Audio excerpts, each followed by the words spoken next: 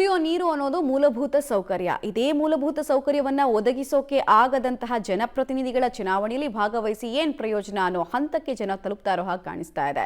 ಚುನಾವಣಾ ಬಹಿಷ್ಕಾರದ ಎಚ್ಚರಿಕೆಯನ್ನ ಕೂಡ ಕೊಡ್ತಾ ಇದ್ದಾರೆ ಜನ. ಬನ್ನಿ ಆ ಬಗ್ಗೆ ಡೀಟೇಲ್ಸ್ ಇದೆ ನೋಡ್ಕೊಂಡು ಬರೋಣ. ಹೌಸಿಂಗ್ ಬೋರ್ಡ್ ಕಾಲೋನಿಯಲ್ಲಿ ನೀರಿಲ್ಲ. ನೀರು ಕೊಟ್ರಷ್ಟೇ ಓಟ್ ಹಾಕೋದು.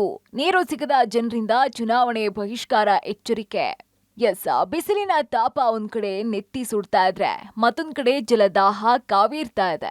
ಕಾವೇರಿಯಲ್ಲಿ ಕರ್ನಾಟಕ ಹೌಸಿಂಗ್ ಬೋರ್ಡ್ ನಿರ್ಮಿಸಿರೋ KHP ಪ್ಲಾಟಿನಂ ಅಪಾರ್ಟ್ಮೆಂಟ್ ನಲ್ಲಿ ನೀರಿಗೆ ಹಾಹಾಕಾರ ಶುರುವಾಗಿದೆ. 3,000 ನಿವಾಸಿಗಳು ನೀರಿಲ್ಲದೆ ಕಂಗಾಲಾಗಿದ್ದಾರೆ.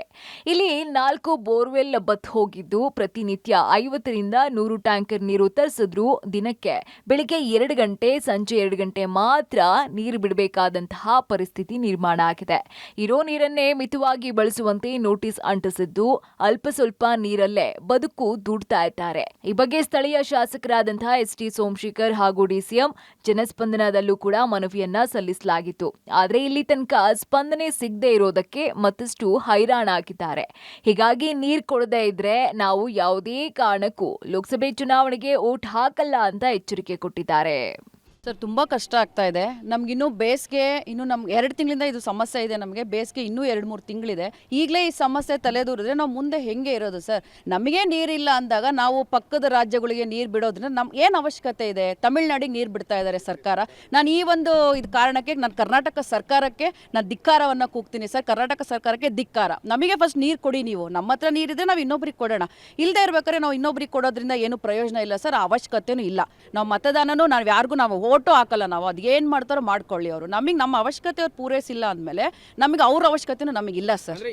ಇನ್ನು ಈ ಅಪಾರ್ಟ್ಮೆಂಟ್ ನಲ್ಲಿ ಮಧ್ಯವರ್ಗದ ಜನರೇ ಹೆಚ್ಚಾಗಿರೋದ್ರಿಂದ ನೀರಿನ ಅಭಾವಕ್ಕೆ ಟ್ಯಾಂಕರ್ ಹೊರೆ ಭರಿಸಲಾಗದೆ ಹೈರಾಣ ಆಗ್ಬಿಟ್ಟಿದ್ದಾರೆ.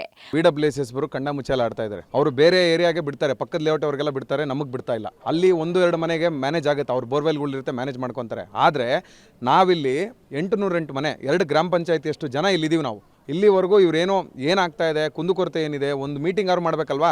ಅವ್ರು ಒಂದು ನೋಟಿಸ್ ಕೂಡ ಇವತ್ತುವರೆಗೂ ಹಾಕಿಲ್ಲ. PWSS ಬೇರೆ ನೋಟಿಸ್ ಹಾಕಬೇಕಲ್ವಾ? ನಮಗೆ ಇವತ್ತು ನೀರು ಶಾರ್ಟೇಜ್ ಇದೆ, ನಮ್ಗೆ ಇಷ್ಟಿಲ್ಲ, ಎಲ್ಲಿದೆ ನೋಟಿಸು? ಅಧಿಕಾರಿಗಳಿಗೆ ಹೆಂಗೆ ಬೇಕೋ ಅವ್ರ ಪ್ರಕಾರ ಅವ್ರು ನೀರು ಬಿಟ್ಕೊಂಡು ಹೋಗ್ತಾ ಇದ್ದಾರೆ. ಒಂದು ನೋಟಿಸ್ ಕೂಡ ನಮಗೆ ಬಂದಿಲ್ಲ.